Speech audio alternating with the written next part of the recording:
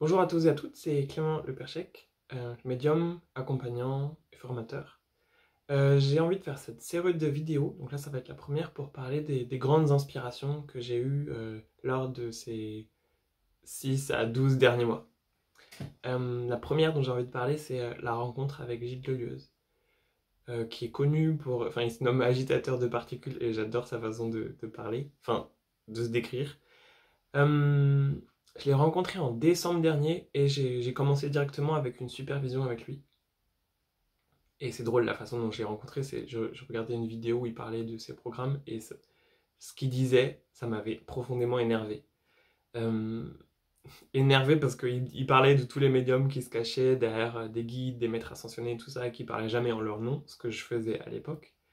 Et c'est comme si, moi j'ai toujours eu la sensation que dans le monde de la thérapie, de l'accompagnement, il y a un problème en fait.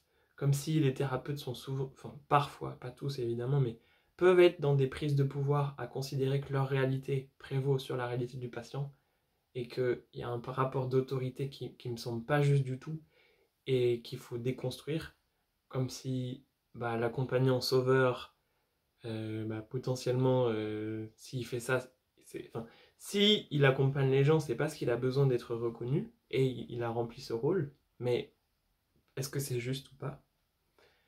Et en fait, il en parlait déjà et il est déjà hyper déconstruit dessus. Et donc, pendant les 6 ou 7 mois d'accompagnement, il y a eu une grosse déconstruction grâce à lui.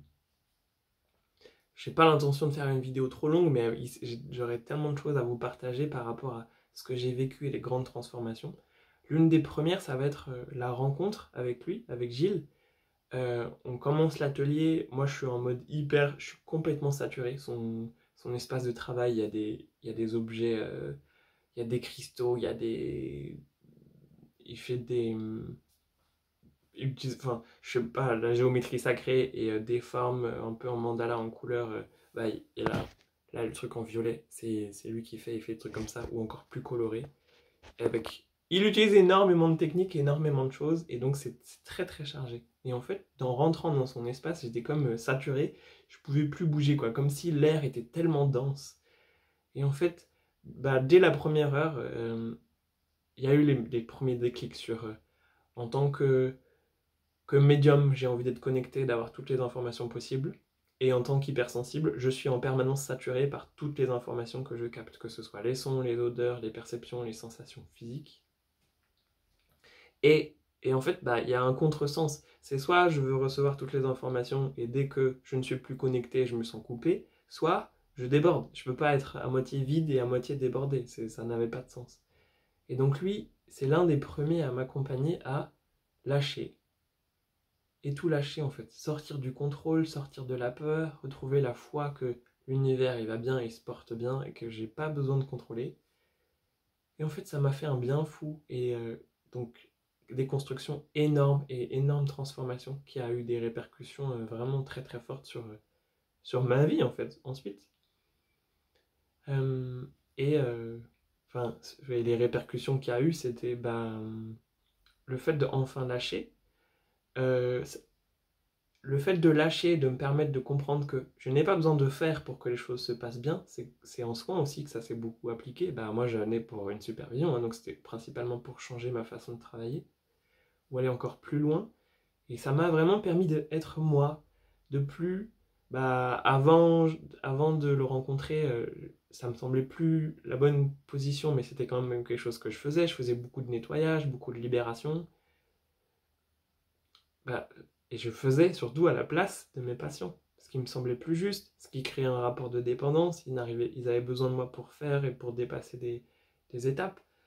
Euh, et là, en fait, ça a vraiment, au fil du temps, complètement changé. Et là, on est 8 9 mois plus tard.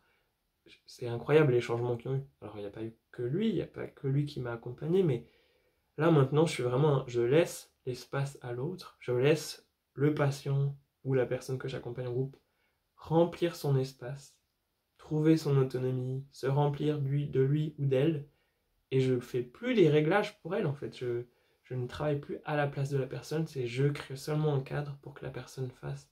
Et plus je m'autorise à faire confiance à la personne parce que je crois que c'est elle qui va s'auto-réguler, plus j'encourage ça, plus j'autorise ça, plus les transformations sont incroyables. Donc c'est une façon très très différente de travailler, mais c'est très inspirant pour moi. Et, et voilà, donc la rencontre avec Gilles Delieuse, qui est aussi très connu parce qu'il fait des voyages avec les dauphins et les baleines, m'a profondément marqué. Et voilà, c'était le premier changement dont j'avais envie de vous parler. Merci de votre attention. Et voilà, il y a deux autres vidéos qui vont suivre pour parler des autres rencontres que j'ai faites cette année. N'hésitez pas à vous abonner pour recevoir toutes les vidéos. Et à bientôt!